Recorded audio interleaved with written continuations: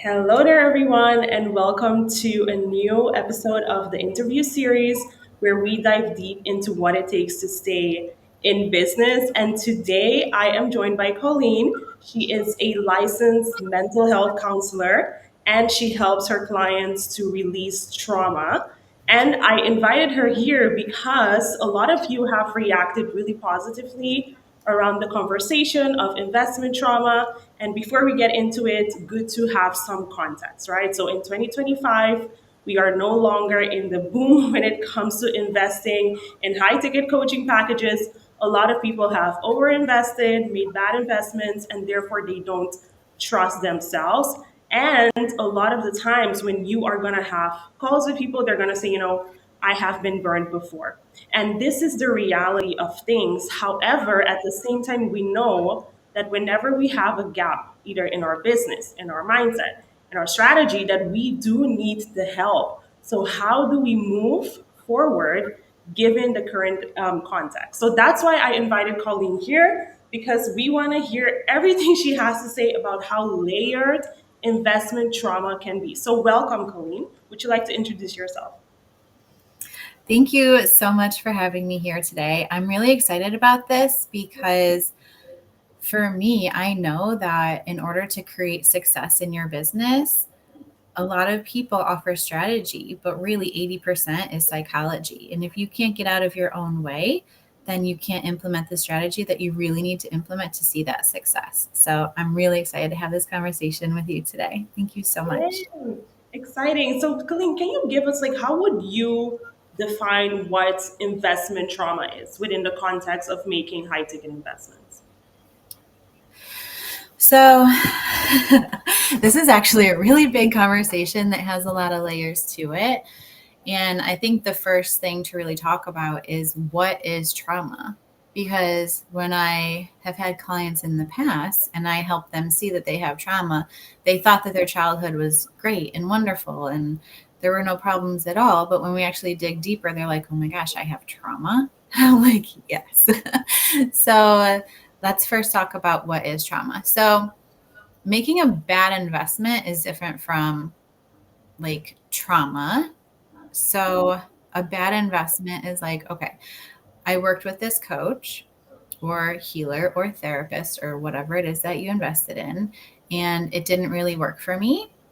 Um, but I'm going to learn the lesson from that investment and I'm going to move forward. And it feels like disappointment, right? It's like a very surface level emotion, but you're able to move on from it and not hold on to it. And it just is what it is. And we're not really judging it. On the other hand, when we get to trauma, trauma is something more of like we're taking it personally. We're making it mean something about us.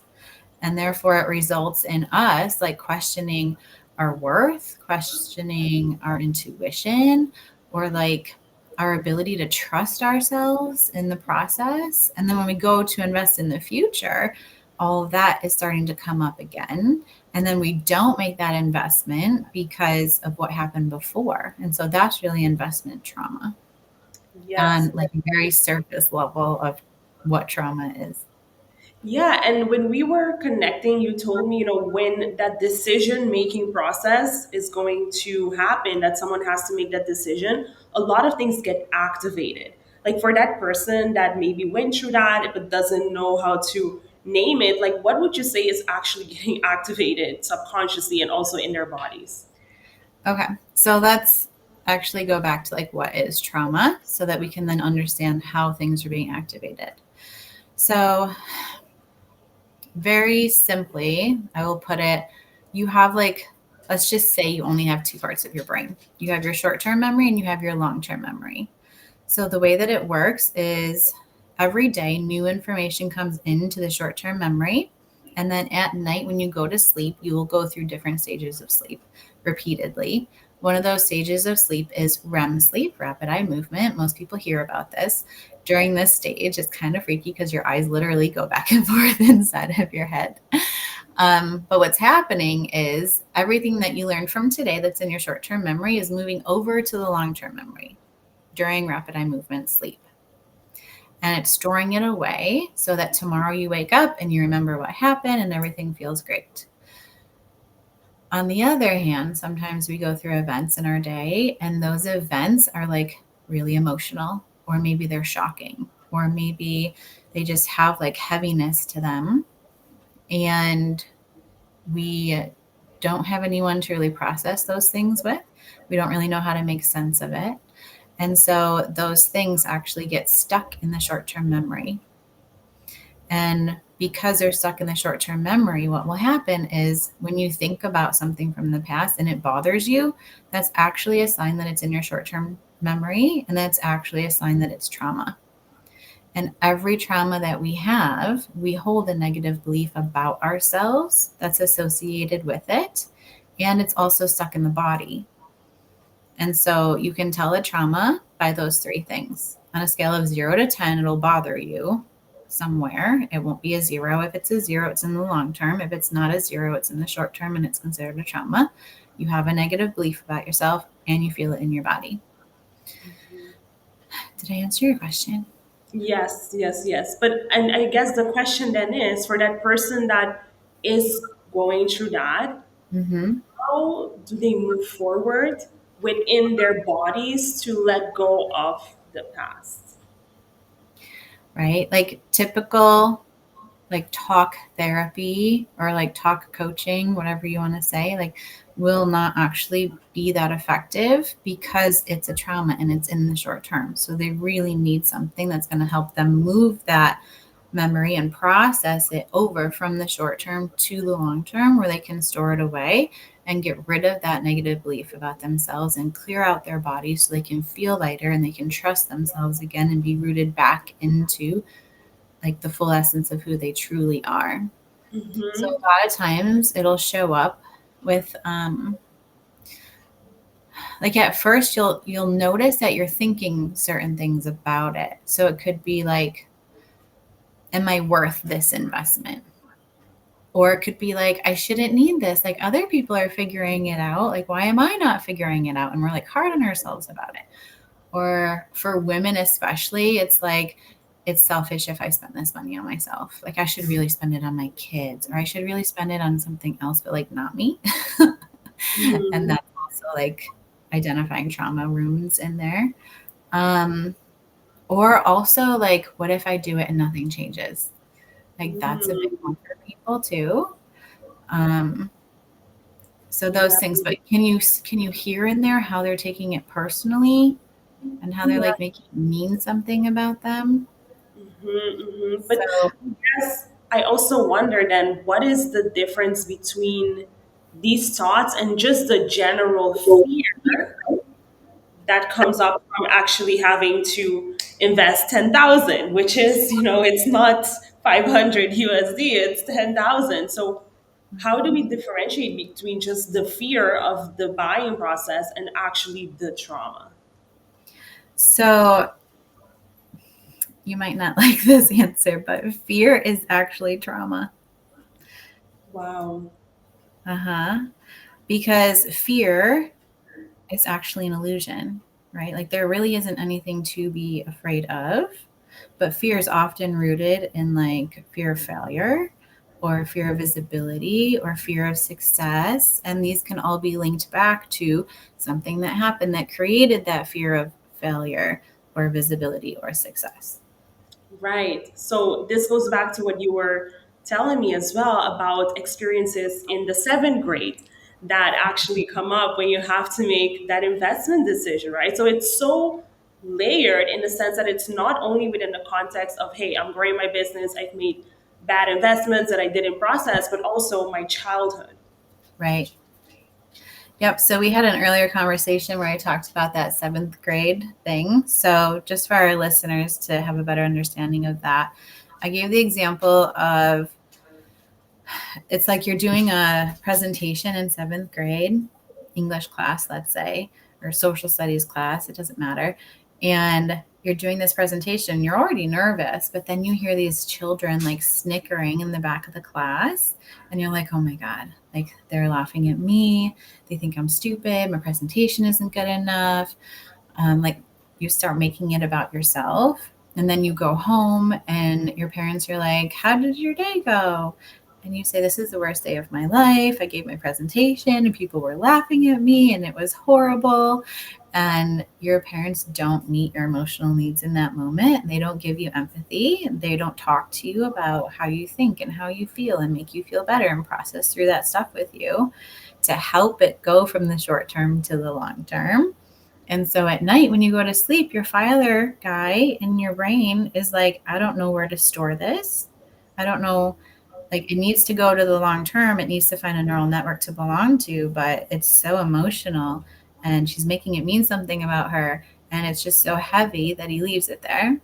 And then when you grow up and you have a job or you're an entrepreneur and you have to go live on Facebook or something like that, and you go to push that live button, and you're like, oh my gosh, like, why am I so nervous?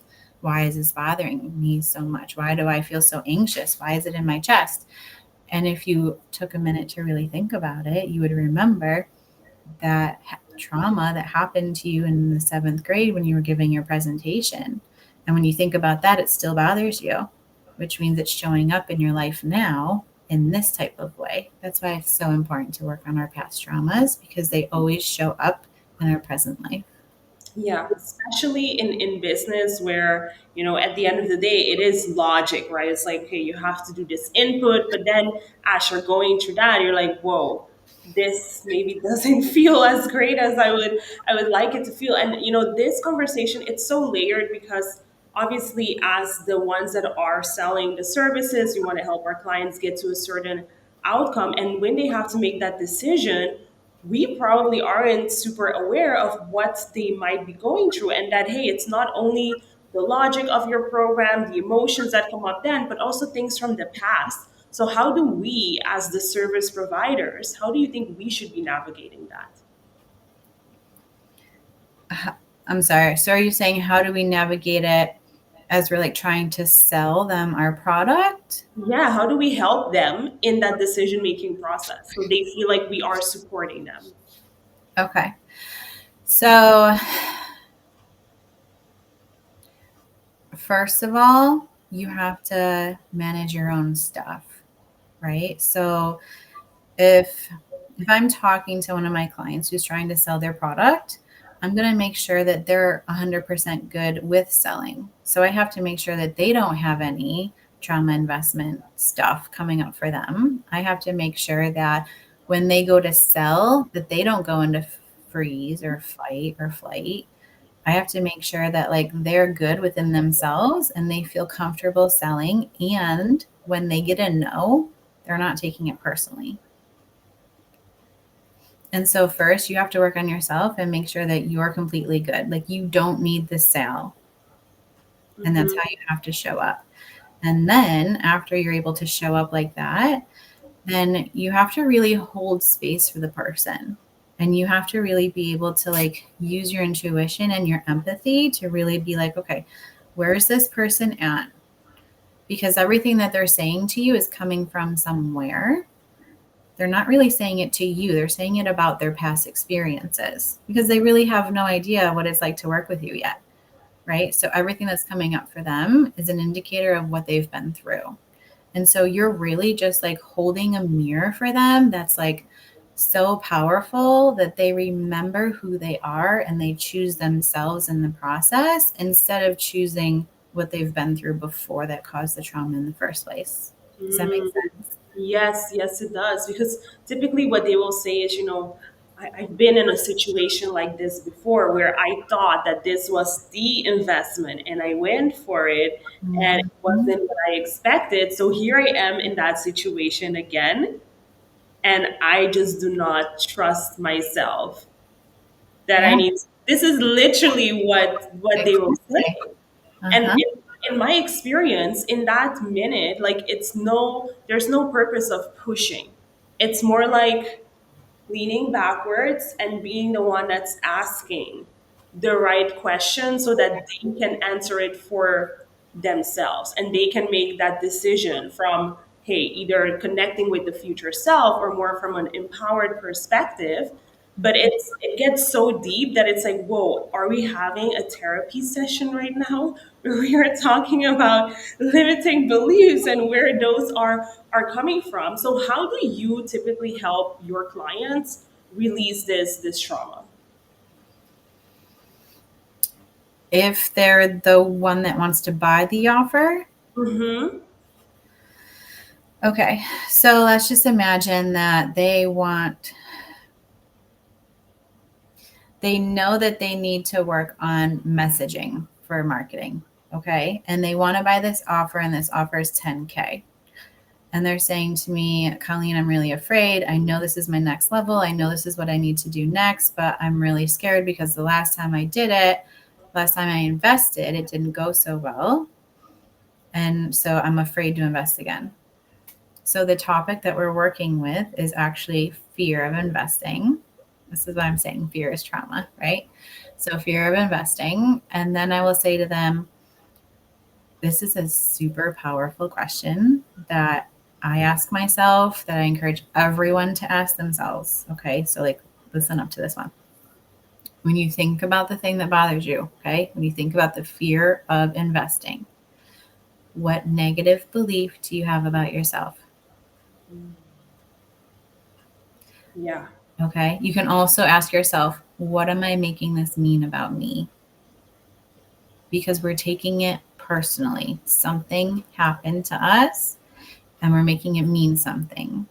In the scope of things, everything in life is meaningless. Like, as humans, we're just judging everything and attaching meaning to everything and saying this is good and this is bad.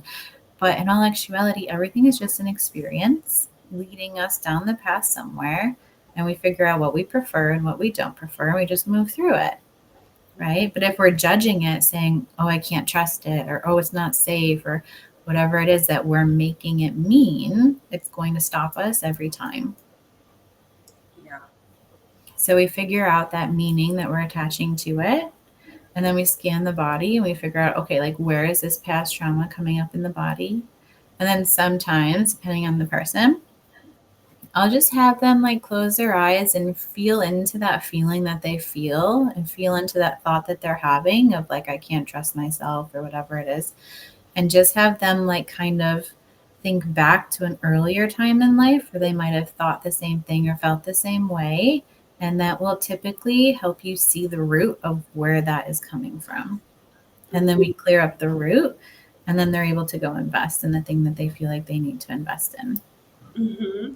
And obviously, the reality of it being a disappointment because of misaligned expectations, like that's something that can still happen, right? So, how do you also teach them to cope with that when that comes up? Do you mean if the offer that they're buying isn't quite what they thought it was going to be? Yeah, so we can avoid getting to the point that it becomes a trauma, right? So, Uh, how do we, yeah. oh, yeah. So this is kind of like twofold, because the person who's selling the offer, that kind of means that they're not fully in integrity if they're not selling what they said they were going to sell, Mm-hmm. right? And that becomes a bigger problem. For my client, it's okay, what did we learn from this experience? Like, we need to have all the facts written out before we jump into it. There's so many like invisible offers that happen in the coaching world. So that is like, if you buy one of those, you could get nothing, and you have to be okay with that. Right. So it's like really reading through that contract, making sure that you know what you're signing up for, having those calls beforehand to make sure that everything's listed out, what you're going to get, so that you have your expectations. So there's also like, you can't just buy based on feeling, Mm. right? Yeah, I like that you're saying that because as you were talking, I was thinking about this trend now about closing in the DMs. No sales calls, just content, person feels great, content informs them about everything. they can make a 20K investment without having a conversation with you. And now everyone is jumping on, oh, I want to learn how to do that.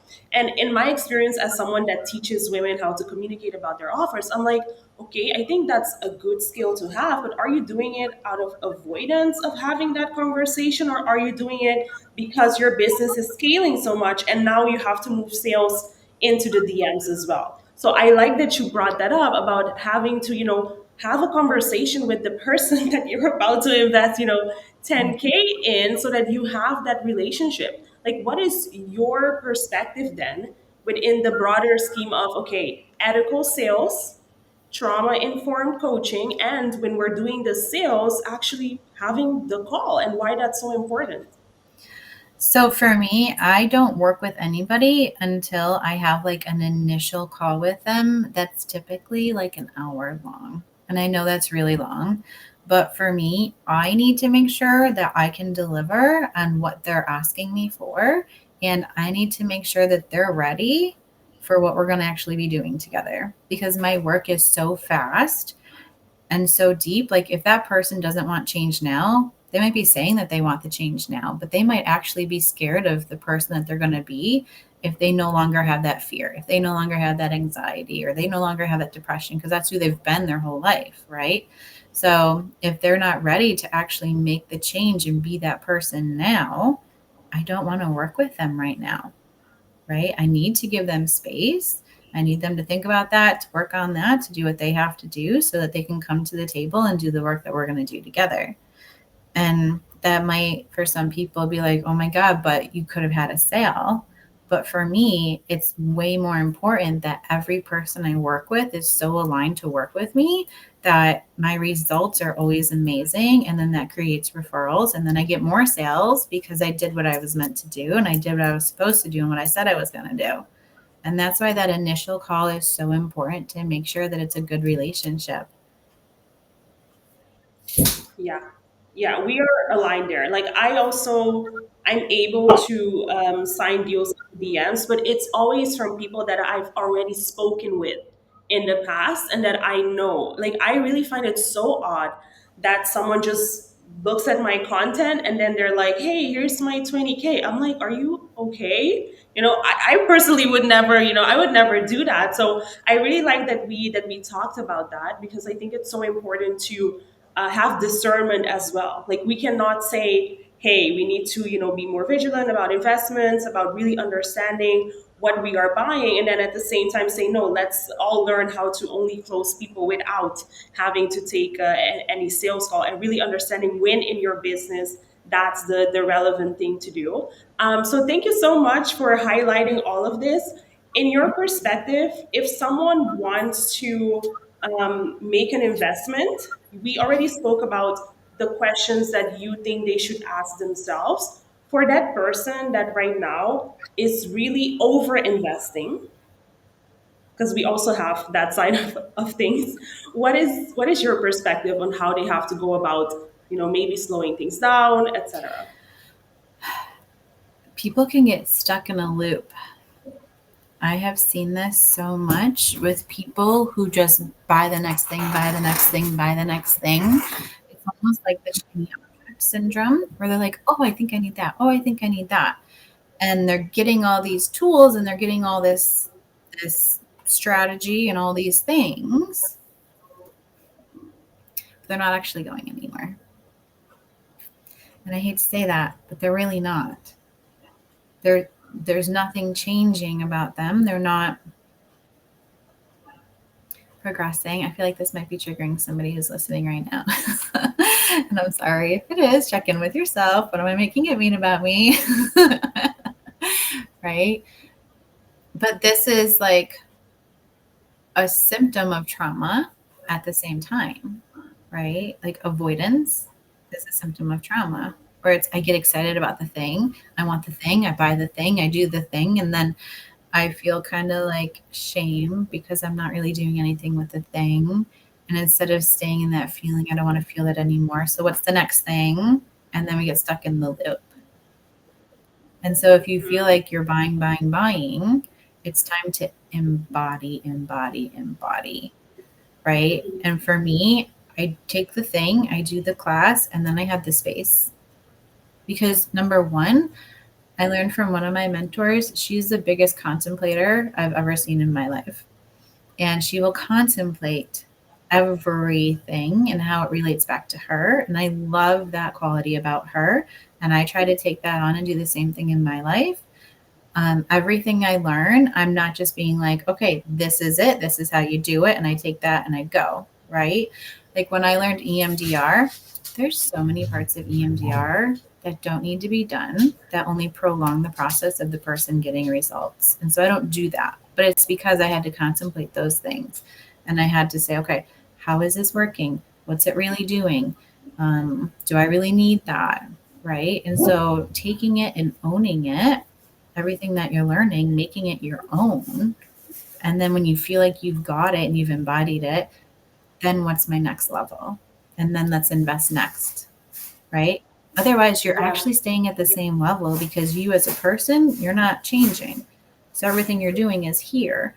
But if you can embody, get to your next level, embody, get to your next level, right? The embodiment piece is so big. Yeah, and it takes time as well. And I think a lot of the times we don't realize that because we're just looking for information for the next strategy. When in reality, there's honestly limited business strategies, right? Like it's not rocket science. It's not like you're gonna find a new strategy and someone's gonna tell you something completely new. They will tell you their experience with it, how it worked for them, perhaps insight that they had. But at the end of the day, whenever we get stuck in chasing new strategies, we just get Yeah. lost. We just we get lost. We lose ourselves. We lose our connection to what it is that we're actually there for. And it's crazy because with AI, with the amount of content that's out there, there's always this urgency of like, okay, I also need to be on this high horse. And then you just invest and you have all this knowledge, but now you're lacking the execution and the Mm-hmm. implementation. So how do we solve that? How do we We got to go solve that? in. We've got to go in. You mentioned AI. Like so many people are using ChatGPT, right? Like this is a great example. And so it's like, okay, I wrote this beautiful post and I'm going to put it into chat and then chat's going to switch it up for me. And that's going to be like my strategy. And my question to them is, why do you feel like you need to do that? Right. And they'll say, well, so and blah, blah, blah, blah, blah. Okay. Well, if that's true, what does that mean about you? And then you hit the trauma, right? And so if you want that next strategy or that next thing, why? Why do you want the next thing? Well, because it'll help me get to my next level. Okay, why is that important? Because I want this. Okay, and why is that important? Well, because of this. And if that's true, what does that mean about you? It always goes Mm, deeper. There's always a root cause there of like what's making you do the thing that's actually a wound. That if you heal that wound within yourself, you don't need anything outside of you. that's so interesting because as you were talking, I was thinking about because I also went to therapy and my core wound was always like I'm not good enough, right? And I see it come up in business as well, where it's like okay, maybe the pricing or this, but it always comes back to that because I do ask myself those questions that you say because it's so important to be aware of why do we want the things we say Mm-hmm. we want. What does getting it help us prove about ourselves, whether it's negative or positive? So I love how deep this goes. And the question then is, okay, so if everything can lead back to trauma, how do we know what it is that we really want that's not coming from that wounded place? You got to clear out the wounds. Yeah. There you go. Uh-huh. Yep. Which is its own, right? Mhm. Yeah, it's a Yeah. journey. So But I want people to know like it doesn't have to be hard and it doesn't have to be long. So many people are like, oh my God, that's going to be so much work. Or oh my God, this is going to take me 6 months. It really doesn't have to. Like you don't even need to talk about the trauma in order to work on the trauma. It doesn't have to be hard. But there's this like notion amongst society that like it's so difficult. Okay, so if someone wants to hire you to get your help to clear out whatever trauma, whether it's around their investments or what they're facing to take the next step in their business, or maybe they're over investing, like where can they contact you? Well, they can find me on Facebook at Colleen Aloyan. They can find me on Instagram. They can email me, alchemy at colleenaloyan.com. Whatever way feels best for them. Okay, and what services do you typically offer? Typically, I just love one on one work.